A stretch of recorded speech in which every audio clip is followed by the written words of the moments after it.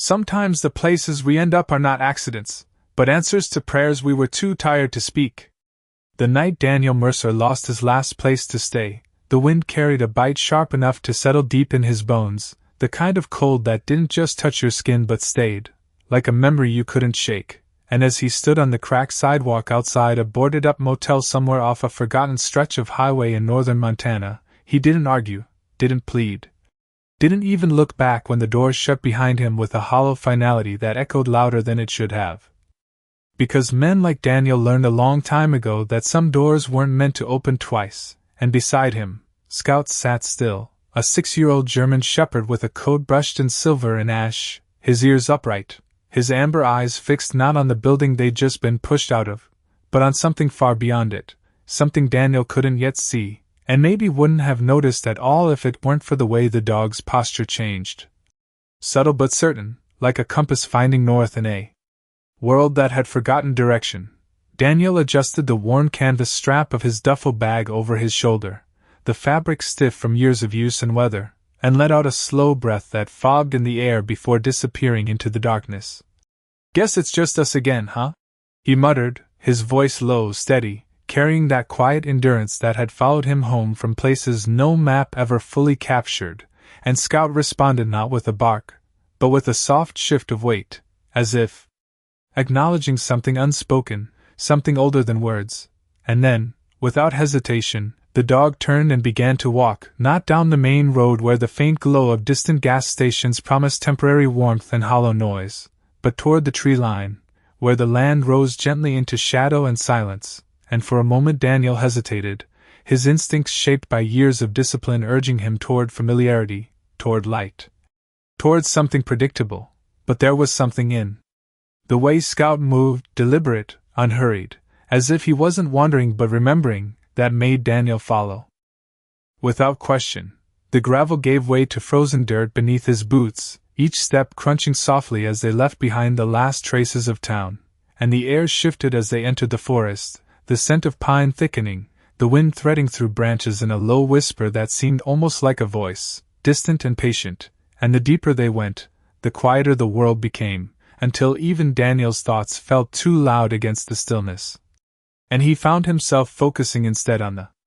rhythm of Scout's movement ahead, the steady placement of paws, the occasional pause where the dog would lift his head slightly, listening, always listening, as if the ground itself had something to say. Time passed in a way that felt stretched and folded at once, the kind of time that doesn't measure itself in minutes but in steps and breaths, and when the trees finally began to thin, Daniel almost didn't notice it at first, too caught in the slow trance of movement, until the shape appeared through the branches, faint and unmoving against the pale outline of the night sky, a structure that didn't belong to the forest and yet seemed rooted in it all the same, and as they stepped into the clearing, the house revealed itself fully, built of stone darkened by years of weather and silence, its walls rising solid and patient as if they had been waiting longer than anyone could remember, the windows narrow and shadowed, reflecting nothing, and the roof sloping low beneath a thin layer of frost that caught what little light there was and held it like a secret. Daniel stopped a few yards away, his breath steady but his chest tightening in a way he couldn't quite explain, not fear exactly, but recognition of something unfamiliar that felt too certain to ignore, and Scout moved ahead without hesitation, his paws silent against the frozen ground as he approached the house, nose lifting slightly, ears angled forward. His entire body focused with a precision Daniel had only ever seen. In moments that mattered, moments that changed things, and when the dog reached the door, he didn't scratch or bark, didn't circle or retreat, he simply stood there, waiting, as if the next move belonged to Daniel alone. The door itself was old wood, reinforced with iron bands that had dulled with time, and when Daniel stepped closer, he noticed something that made him pause. The latch wasn't broken, wasn't hanging loose or rusted shut, it was simply unlocked, as if whoever had last left this place had done so without the intention of keeping anyone out, and the thought settled quietly in his mind, not as a question but as a presence. And for a moment he considered turning away, finding some other shelter, some place less heavy with silence. But then Scout glanced back at him, just once, those amber eyes steady and certain, and something in that look, something that had carried them through too many uncertain roads to count, made Daniel reach out and press his hand against the cold surface of the door, the wood solid beneath his palm, unmoving, patient, and as he pushed, the hinges gave with a low, drawn-out creak that seemed to echo deeper than the sound itself, as if the house were exhaling after holding its breath for a very long time, and the darkness inside waited, not empty, but listening. The air inside carried a stillness that felt older than the wood and stone around him, a quiet so complete it seemed to settle into the lungs with each breath, and Daniel paused just beyond the threshold, letting his eyes adjust to the dim interior where the faint outline of a narrow hallway stretched forward like a path that had not been walked in years, the scent of dust and cold stone lingering beneath something else. Something faintly metallic and almost hidden, and behind him the door eased shut with a soft weight, not slammed, not forced, just closing as though it had always known how to find its place, and Scout stepped in beside him without hesitation, his nails clicking lightly against the floor before falling silent as he slowed, ears turning, head tilting slightly as he listened to something Daniel could not yet hear, and for a moment neither of them moved. The house holding them in that quiet space between arrival and understanding. Daniel set his duffel down near the wall, the fabric brushing against rough stone, and ran his gloved hand along the surface. Feeling the uneven texture beneath his fingers, solid and grounding in a way that surprised him, as if the structure itself had been built not just to stand but to endure, and he exhaled slowly, the tension in his shoulders easing just enough to remind him how long he had been carrying it. "Well," he said softly, his voice barely disturbing the air. "It is not much, but it is something." And Scout responded with a low shift in his stance, moving deeper into the hallway where the shadows thickened, his nose close to the ground, tracing something invisible yet certain. The rooms revealed themselves gradually as Daniel moved forward, one after another, sparse and stripped of anything that might have once made them feel lived in. A narrow table pushed against the wall, a broken chair resting on its side, a fireplace lined with ash long since gone cold, and yet there was no sense of abandonment that came from neglect. No scattered debris or signs of chaos, only the quiet impression that whoever had been here had left carefully, deliberately, as if closing a chapter rather than fleeing from one, and that thought lingered with him as he stepped into what must have been the main room, where a single window allowed a faint wash of moonlight to stretch across the floor in a pale silver line, illuminating the fine layer of dust that shifted gently with each movement. Scout stopped abruptly near the center of the room, his body going still in a way Daniel had learned never to ignore, and the dog lowered his head slightly, ears fixed forward, a soft sound building in his chest, not quite a growl, not quite a warning, but something deeper, something that carried recognition more than fear. And Daniel followed his gaze to the floor, noticing for the first time how the boards there seemed different, not in color but in the way they caught the light, just slightly uneven, as if they had been placed with a purpose that was not immediately visible, and he crouched slowly, his knees pressing against the cold surface as he ran his hand across the wood, feeling the subtle change beneath his palm, a hollow resonance where there should have been solid ground, and he paused, listening, holding his breath as the silence pressed in around him. At first there was nothing, just the faint echo of his own pulse in his ears, but then, almost too soft to notice, a vibration moved through the floor, a distant, steady rhythm that did not belong to the wind or the shifting of old materials, something measured, consistent, like a heartbeat buried far beneath the surface, and Daniel's hand stilled as he felt it again. The faintest tremor repeating after a pause that seemed too precise to be coincidence, and he glanced at Scout, whose eyes were locked onto the same spot, wide and focused, his entire body aligned with that unseen pulse, and in that moment Daniel felt something settle into place inside him, not fear, not uncertainty, but a quiet understanding that this was not random, that whatever lay beneath them had been waiting, not for just anyone, but for someone willing to notice. He pressed his weight more firmly against the floor, testing the give of the boards, and the sound that came back was unmistakable, a hollow depth that suggested space below, space that should not have been there in a house built so simply, and he traced the edges carefully until his fingers caught on a thin seam, nearly invisible, running along the grain of the wood, and as he followed it, The outline of a panel revealed itself, fitted so precisely it had nearly disappeared into the structure, and he sat back slightly. The realization unfolding slowly, like a memory returning after years of silence. Scout let out a soft, low sound, stepping closer and placing one paw gently against the spot, then looking back at Daniel with that same steady gaze, as if to say the next step was not his to take alone, and Daniel felt the weight of the moment settle over him, heavier than the pack he had carried for miles, heavier than the silence of the house itself, because this was not just about shelter anymore. Not just about finding a place to rest for the night, this was something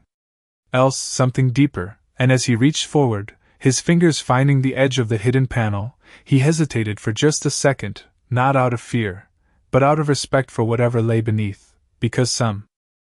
doors, once opened, did not lead you back to where you started, and when he finally pulled, the wood lifted with a quiet resistance, revealing a darkness below that did not feel empty, but alive with the same steady rhythm he had felt through the floor, a presence waiting in the silence, patient and unmoving, as if it had known all along that one day, someone would come looking without even realizing they were searching.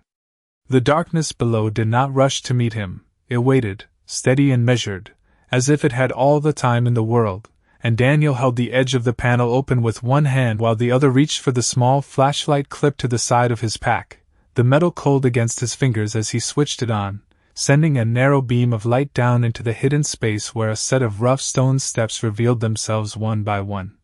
descending at a shallow angle into the earth, worn smooth in places as though they had been used often, though not recently, and the air that rose from below carried a chill different from the night outside, deeper, older, touched with a faint mineral scent that reminded him of places where water moved unseen beneath the ground. Scout moved closer to the opening, his posture alert but not alarmed, his ears angled forward as he leaned slightly toward the steps, listening again to that quiet rhythm that continued below, soft but certain, and when he placed one paw on the first step and then looked back, it was not hesitation that held him there but invitation, as if the path ahead was already known to him in a way Daniel could not yet understand. Daniel shifted his weight and lowered himself carefully, one boot finding the first step, then the next, the beam of his flashlight cutting through the darkness in a thin line that revealed only fragments at a time, stone walls close on either side, the ceiling low enough that he had to incline his head slightly as he descended, each movement deliberate, controlled, the habits of a man who had learned to trust his footing in uncertain places guiding him even now, and behind him the house above seemed to fade, its silence replaced by a different kind of quiet, one that carried a presence rather than emptiness. The steps continued for what felt longer than they should have, 10, 15, maybe more, until at last they opened into a narrow corridor where the floor leveled out and the walls widened just enough to allow him to stand upright, and Daniel paused there, turning slowly as he took in the space, the beam of light tracing along the stone to reveal details that did not belong to something forgotten. Small iron brackets set into the walls at regular intervals, a length of aged wire running along one side, remnants of something that had once provided light or power, and the realization settled into him quietly that this place had been built with intention, not carved out in desperation but designed for a purpose that had required planning, care, and time. Scout moved ahead without waiting, his steps sure and unhurried as he followed the corridor, and Daniel followed, the light guiding him forward as the faint rhythm grew clearer, not louder but more defined, each pulse separated by the same measured pause, and he found himself counting without thinking, 1, 2, 3, the seconds stretching just enough to make the pattern unmistakable, not random, not natural, but deliberate, like something marking time in a place where time had otherwise stood still. The corridor curved slightly to the left, and as they followed it the air seemed to shift again, carrying a hint of warmth that did not belong so far beneath the ground, and Daniel's grip tightened slightly on the flashlight as the beam fell upon the end of the passage where a small chamber opened, its walls smoother than the corridor behind them, the floor leveled and cleared, and at the center of the space something rested that made him stop without realizing it, his breath catching not in fear but in recognition of something unexpected, something that did not fit the story he had been telling himself about this place. It was not a pile of debris or an empty hollow, not the Remnants of something abandoned and left to decay, but a structure within the space itself, a low wooden table set carefully against the far wall, its surface worn but intact, and above it, mounted into the stone, a simple metal box no larger than a small toolbox, its edges clean, its surface marked only by a faint line of dust that suggested it had not been touched in a long time, and yet nothing about it felt forgotten. Scout approached slowly, his movements deliberate as he circled once, and then stopped directly in front of the table, his head lifting slightly as he listened, and Daniel stepped closer, the light steady in his hand as he noticed something else, something that sent a quiet shift through his chest. The rhythm he had been hearing, the steady pulse beneath the silence, was not coming from the walls or the ground itself, but from somewhere within that small metal box, each measured beat echoing faintly through the chamber like a signal waiting to be answered. Daniel stood there for a moment, the weight of the journey that had brought him here pressing gently against his thoughts, the cold night, the empty road, the silent house above, all leading to this single point beneath the earth where something had been left behind with intention and patience, and he realized then that whatever this was, it had not been hidden to be lost, it had been hidden to be found, but only by someone willing to follow a path that did not make sense at first, someone who would listen when there was nothing to hear. And as he reached out slowly, his hand hovering just inches from the surface of the box, Scout shifted beside him. Not pulling away, not warning him back, but standing firm. Present, as if to remind him that he was not alone in whatever came next, and Daniel understood in that quiet moment that the life he had stepped out of hours ago was already farther away than he could measure, and the one unfolding here beneath the stone had only just begun to reveal itself. Daniel did not rush his hand forward, he let it hover there, steady but deliberate, as if whatever rested inside that small metal box deserved more than impulse, and the rhythmic pulse continued beneath the surface, not louder, not faster, simply present, like something that had learned patience over years that no longer needed to be counted, and he became aware of his own breathing again, slow and measured, sinking without intention to that quiet beat, while Scout stood beside him, unmoving except for the subtle rise and fall of his chest, his eyes fixed on the box with a focus that carried neither fear nor urgency, only certainty. Daniel finally lowered his hand and touched the metal, the surface cool but not frozen, holding a faint warmth that did not belong in a place buried beneath stone, and as his fingers settled against it, the vibration shifted, just slightly, as if acknowledging the contact, not reacting in alarm but adjusting, like something recognizing it was no longer alone, and he felt that small change travel up through his hand into his arm, subtle but undeniable, and for a moment he closed his eyes, not out of hesitation but to listen more clearly, because whatever this was, it was not meant to be forced open without understanding. The chamber remained still around them, the stone walls absorbing sound in a way that made even the smallest movement feel deliberate.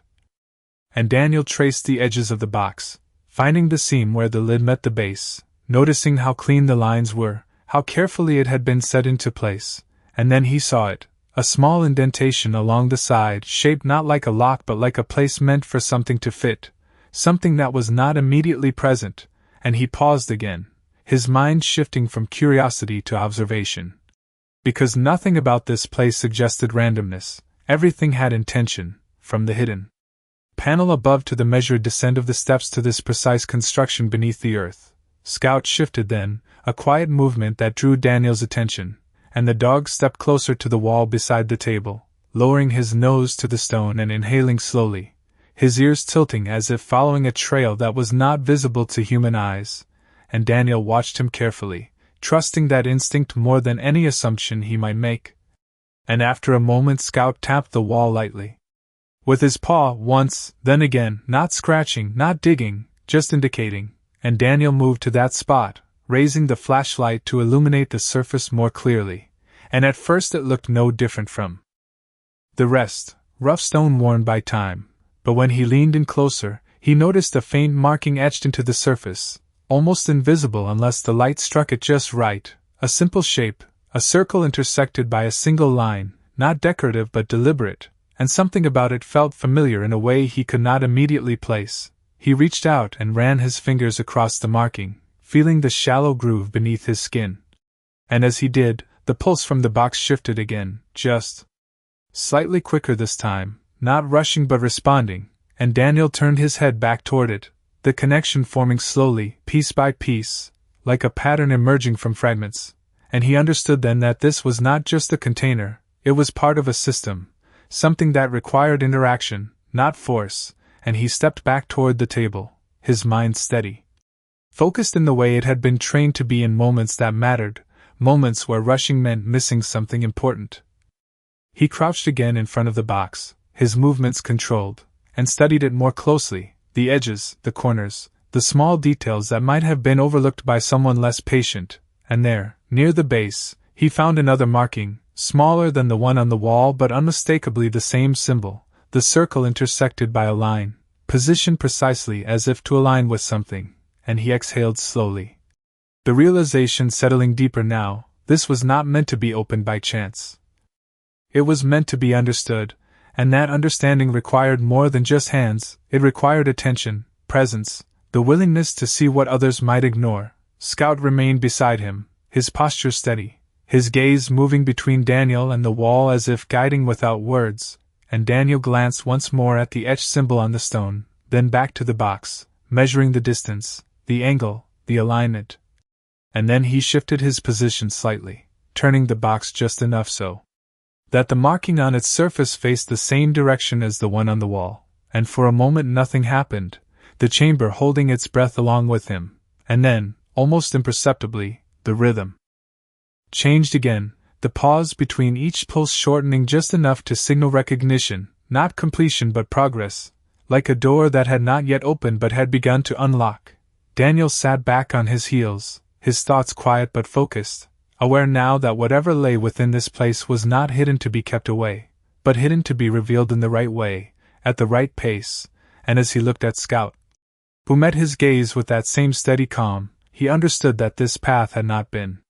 chosen in a single moment, it had been unfolding long before he ever stepped into the house above, guided by instincts he had learned to trust and a companion who seemed to hear what the world rarely spoke aloud, and in the stillness of that underground chamber, with the soft rhythm continuing between them, Daniel realized that this was no longer about finding shelter for the night. It was about following something that had already begun to find him. Daniel stayed still for a long moment after the subtle shift in the rhythm, not moving forward, not pulling away, simply listening as the space around him seemed to settle into a new balance, and the pulse from the box continued with its slightly quicker cadence, no longer distant or uncertain but responsive, as if something within had begun to acknowledge his presence in a way that went beyond chance. And he let his hand rest lightly against the surface again, not pressing, just maintaining contact, feeling the faint vibration travel through his fingertips in a steady pattern that now felt almost familiar. Scout circled once behind him and then lowered himself onto the cool stone floor, his body relaxed but alert, head lifted just enough to keep the box in view, his ears adjusting to each subtle shift in sound as if cataloging every detail, and Daniel glanced back at him briefly, taking comfort in that quiet steadiness, because whatever this place was, whatever it held, it had not unsettled the dog, and that meant more than any assumption he could make on his own. Daniel turned his attention back to the wall where the etched symbol remained faintly visible in the narrow beam of light, and he stood slowly, his knees stiff from crouching, and stepped toward it again, studying the lines more carefully this time, the circle and the intersecting mark not decorative but purposeful, and he noticed now that the groove was not uniform, one section slightly deeper than the rest, as if pressure had been applied there repeatedly, and he raised his hand and pressed gently against that deeper point, testing it with the same patience he had used moments before. For a second nothing changed, and then the stone beneath his palm shifted ever so slightly, not enough to move but enough to register as something more than solid, and he adjusted his grip, applying a bit more pressure, and this time there was a quiet sound, a soft internal click that seemed to echo through the wall rather than against it, and Daniel's breath slowed as he held that position, listening, waiting, because this was not something to rush, this was something to allow, behind him. The pulse from the box changed again, not faster, not louder, but fuller, as if the sound had deepened, filling the chamber with a presence that was no longer subtle but unmistakable, and Daniel released the pressure from the wall slowly, stepping back just enough to see the effect, and for a moment nothing happened, the silence returning like a held breath, and then the section of stone where the marking lay shifted inward by less than an inch before sliding quietly to the side, revealing a narrow recess hidden within the wall, its edges smooth and intentional, and inside that recess rested a small object no larger than the length of his hand. Daniel moved closer, the light steady as it fell upon the object, revealing a slender metal piece shaped like a key but without teeth, its surface marked with the same symbol he had seen etched into both the wall and the box, and the metal carried a faint sheen despite the dust around it, as if it had been protected from time rather than consumed by it, and he reached in carefully, lifting it from its place with a deliberate motion, half expecting resistance, but it came free easily, as though it had been waiting to be taken. As soon as his fingers closed around it, the pulse from the box shifted again, the rhythm aligning more closely with his own breathing, and Daniel felt a quiet clarity settle into him, not a sudden realization but a steady understanding that each step in this place was connected, each action unlocking the next in a sequence that required attention rather than force, and he turned back toward the table, the metal piece resting in his hand with a weight that felt greater than its size, and Scout rose as he approached, stepping beside him with renewed focus, his tail low but steady, his gaze fixed on the box as if recognizing what was about to happen. Daniel knelt once more, bringing the object closer to the indentation along the side of the box, and for a brief moment he paused again, not out of hesitation but out of respect for the process that had guided him this far, because whatever lay within had not been hidden to be taken quickly, it had been set aside to be reached through understanding.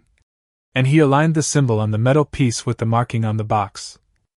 adjusting it until the shapes matched precisely, and then, with a slow and steady motion, he pressed it into place. The fit was exact, seamless, and as soon as the piece settled into the indentation, there was a soft internal shift, not loud, not mechanical in the usual sense, but something deeper, like a system recognizing completion, and the rhythm that had guided him from the moment he entered the house changed once more. No longer a pulse beneath the surface but something broader, spreading through the chamber in a way that felt less like sound and more like presence, and Daniel held still, his hand resting lightly against the box as he waited for whatever would come next, aware now that he was no longer simply uncovering something hidden, but stepping into something that had been waiting for him long before he ever knew where he was going. For a moment nothing moved, not the air, not the shadows along the stone walls, not even the faint dust that had settled undisturbed for what felt like decades, and Daniel kept his hand resting lightly against the surface of the box, feeling the subtle shift as the internal mechanism completed whatever sequence had just been set into motion, and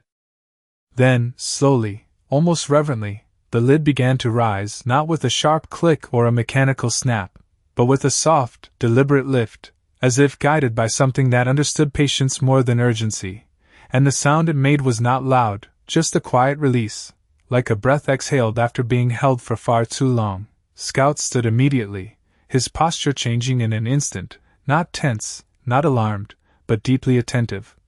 His ears forward, his body angled toward the box as though whatever lay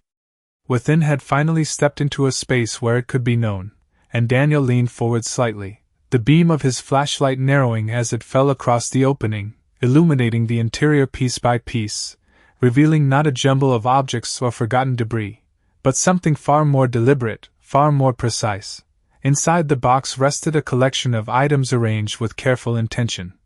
each one placed in a way that suggested meaning rather than storage, and at the center lay a small,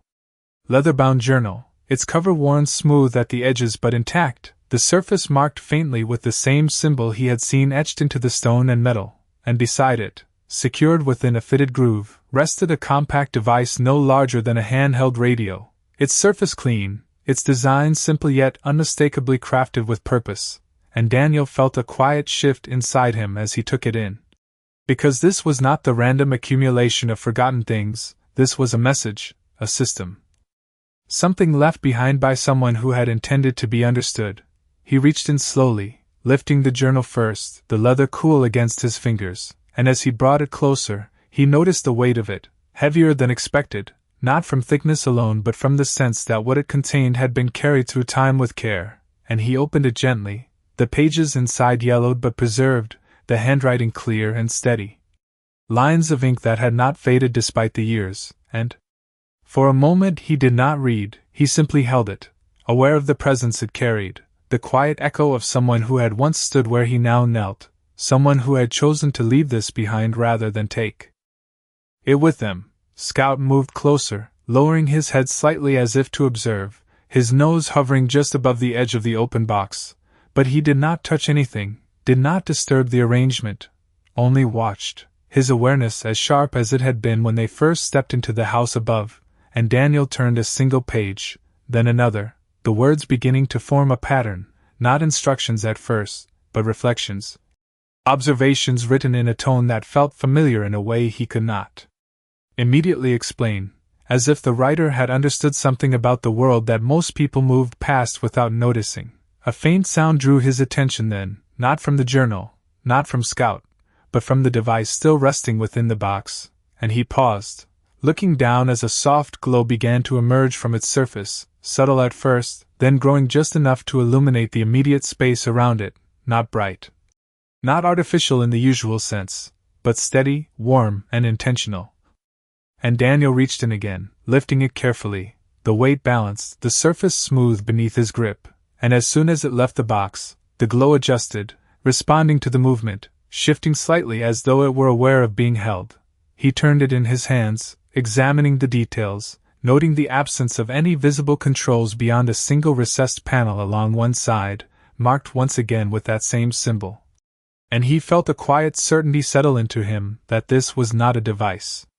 meant to be used casually, it was meant to be understood, just as the rest of this place had been, and he glanced back at the journal, then at Scout, whose gaze remained steady, unwavering, as if everything unfolding here was exactly as it should be. Daniel exhaled slowly, the sound soft in the stillness, and looked around the chamber once more, the stone walls no longer feeling cold or distant, but present, like witnesses to something that had been set in motion long before his arrival, and he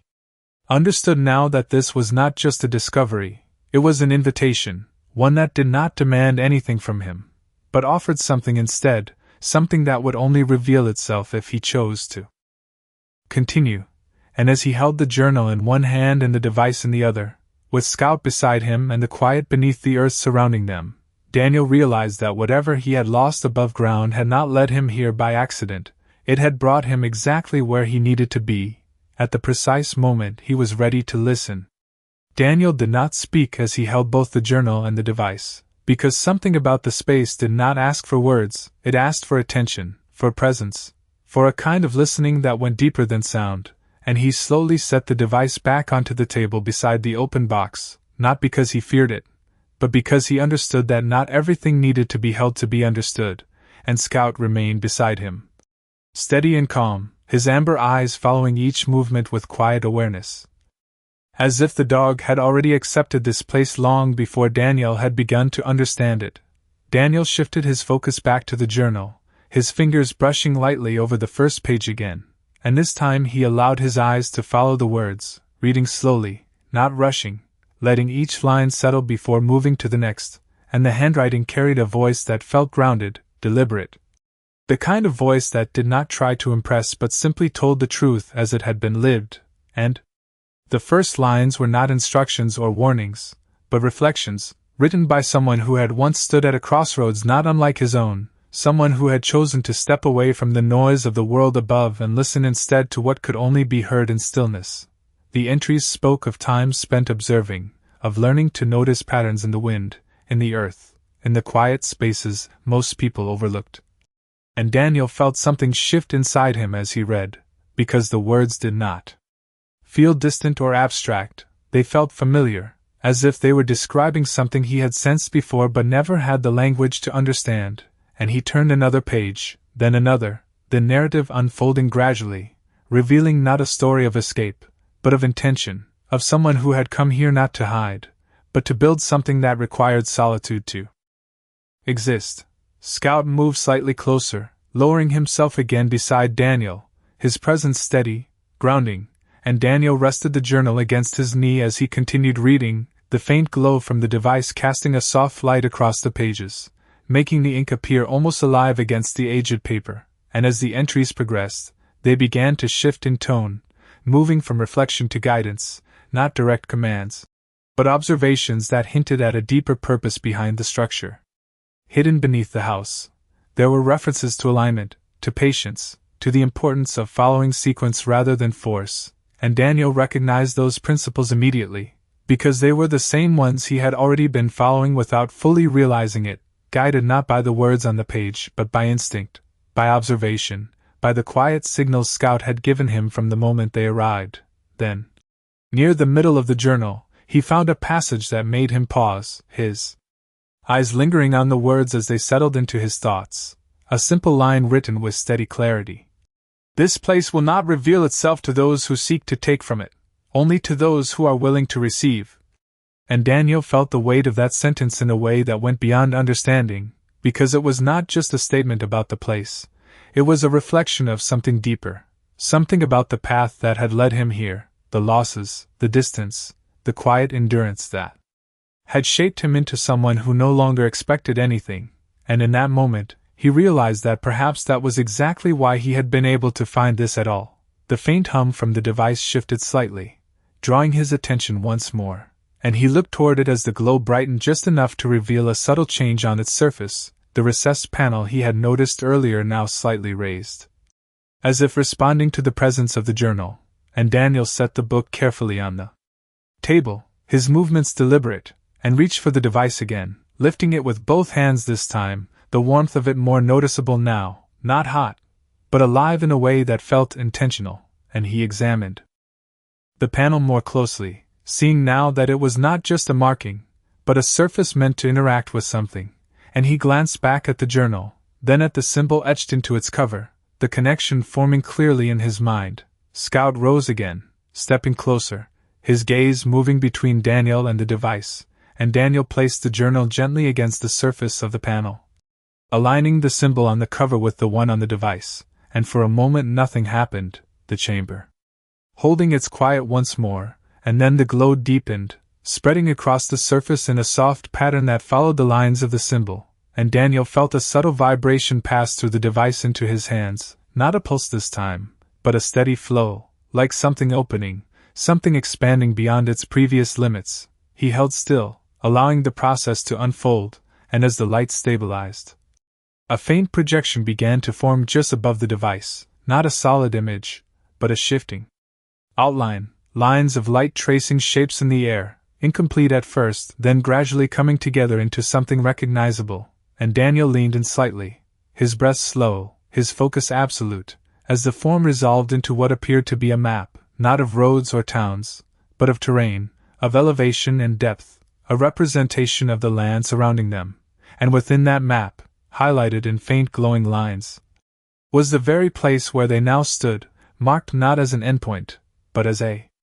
beginning, a point from which something larger extended outward, waiting to be followed, and Daniel understood then that this was not just a discovery beneath a forgotten house, it was the first step into something far greater than he had imagined, something that had been built not just to be found, but to guide whoever was ready to continue forward, and as he looked down at Scout, who met his gaze with that same steady certainty,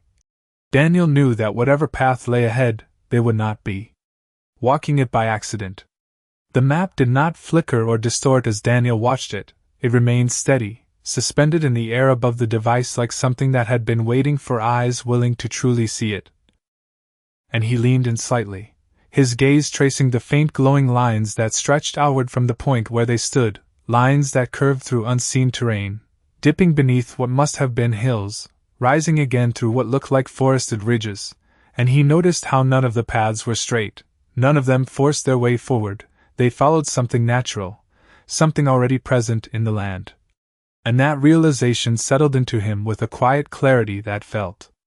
familiar now, because everything in this place seemed to follow that same principle, nothing imposed, everything aligned. Scout stepped forward, his head tilting as he studied the shifting light, and though he could not understand it in the way Daniel could, his posture reflected the same recognition, the same sense that what lay before them was not random, and Daniel lowered the device slightly, testing its movement, and as he did, the projection adjusted, rotating just enough to maintain its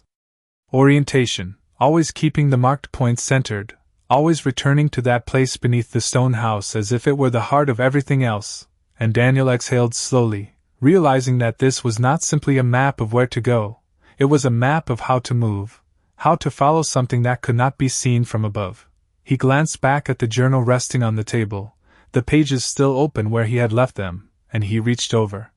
turning a few more pages carefully, his fingers steady, as he searched for something that might explain what he was seeing. And it did not take long before the words began to mirror the image before him. Passages describing pathways hidden beneath ordinary ground, routes that could not be charted by standard means but revealed themselves through patience and alignment. And one line in particular held his attention, written in the same steady hand. "The surface shows you where you are, but the depth shows you where you belong." And Daniel paused.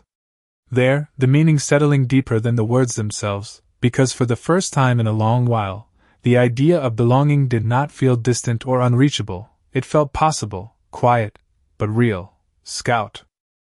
moved closer to the edge of the chamber, his ears turning toward the corridor they had come through, and Daniel followed his gaze, noticing that the faint air current from earlier had shifted slightly, carrying a different tone now, not colder, not warmer, just changed in a way that suggested movement beyond what they could see. And he turned back to the projection, focusing on one of the lines that extended outward from their position, tracing it with his eyes as it curved and narrowed, leading toward a point that pulsed faintly, similar to the rhythm he had first felt beneath the floor above, and his grip on the device steadied as he recognized the pattern. This was not a single hidden place, it was a network, a series of points connected beneath the surface, each one part of something larger, something that had been built not just to exist, but to guide. He lowered the device back toward the table, and as it came to rest, the projection dimmed slightly but did not disappear, remaining present as if to remind him that the path was not something to be memorized, but something to be followed when the time came. And Daniel stepped back, his eyes moving between the journal, the device, and Scout, taking in the quiet completeness of the moment, because everything he needed to understand the next step was already here, not explained outright, but made available in a way that required trust more than certainty. Scout let out a soft breath and sat down again, his body relaxed but attentive, and Daniel knelt beside him for a moment, resting his hand gently against the dog's neck, feeling the steady warmth there, the quiet presence that had guided him without question from the moment they left the road behind. And he realized then that whatever lay ahead was not something he had to figure out all at once. It would unfold the same way everything else had, step by step, signal by signal. Guided by attention rather than force, he stood again slowly, his movements calm, and looked once more at the chamber around him, the stone walls, the hidden mechanisms, the carefully placed objects, all of it forming a space that was not meant to trap or conceal, but to prepare. And he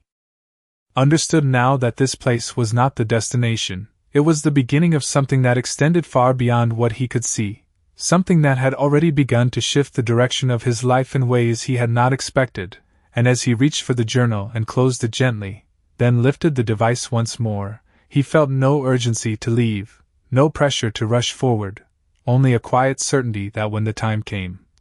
he would know which path to follow, because the same presence that had led him here would not stop now. It would continue, steady and patient, guiding him deeper into something that was no longer hidden, but waiting to be understood. Daniel did not rush to leave the chamber, even after everything had revealed itself in quiet layers around him, because something about the space asked for a different kind of ending, not an exit marked by urgency, but a pause marked by understanding. And he stood there for a long moment with the journal held securely in one hand and the device steady in the other, while Scout remained beside him, calm and grounded, his presence as constant as it had been from the very beginning. And the air beneath the stone felt different now, not heavier, not lighter, but settled, as though whatever had been waiting here had finally been acknowledged and no longer needed to call out. Daniel stepped slowly toward the corridor, turning once more to look at the chamber behind him, the table, the open box, the faint glow that still lingered softly along its edges, and he realized that nothing here had been taken from him, nothing demanded. Everything had been given in a way that required only one thing in return: attention. And perhaps that was why it had remained hidden for so long, because not many people came looking without expecting something immediate, something obvious, and he exhaled quietly, the breath steady, before beginning the ascent. The steps felt different on the way up, not because they had changed, but because he had, each movement carrying a sense of clarity that had not been there before. And Scout moved ahead of him this time, not rushing, but guiding his paws, placing carefully on each stone as though the path was already familiar, and when they reached the top, the hidden panel above remained open just enough for the faint outline of the room above to be visible, the soft trace of moonlight still resting across the floorboards where they had left it, unchanged, patient, as if time itself had waited for their return. Daniel climbed through and stepped back into the main room, his boots settling against the wood with a quiet firmness, and Scout followed, pausing just inside as he turned once toward the opening, then back to Daniel, as if confirming that nothing had been left behind that needed to be carried forward, and without hesitation Daniel reached down and gently lowered the panel back into place, the wood fitting seamlessly into the floor once more, the hidden space beneath returning to silence not as something concealed, but as something preserved. The house above felt different now as well, not empty, not abandoned, but present, like a place that had been waiting to be lived in. Again, and Daniel set the journal carefully on the table near the window, placing the device beside it, the faint glow dimming gradually as it settled, not disappearing completely but softening into something less immediate, as if it understood that its purpose had shifted from calling to guiding, and he stepped back, his eyes moving slowly across the room, taking in the quiet details that had once seemed distant. The worn edges of the furniture, the steady lines of the stone walls, the subtle way the air moved through the space, and for the first time since he had arrived, he did not feel like a visitor. Scout moved to the doorway and sat, his gaze directed outward into the night where the forest stretched beyond the clearing, dark and endless and filled with paths that could not be seen from where they stood, and Daniel joined him there, resting one hand lightly against the frame as he looked out as well, the cold air brushing against his face. Sharp but clean, carrying the scent of pine and earth, and somewhere beyond the trees, the land continued, the lines from the map now living not as light in the air, but as possibility in his mind. He did not need to follow them immediately,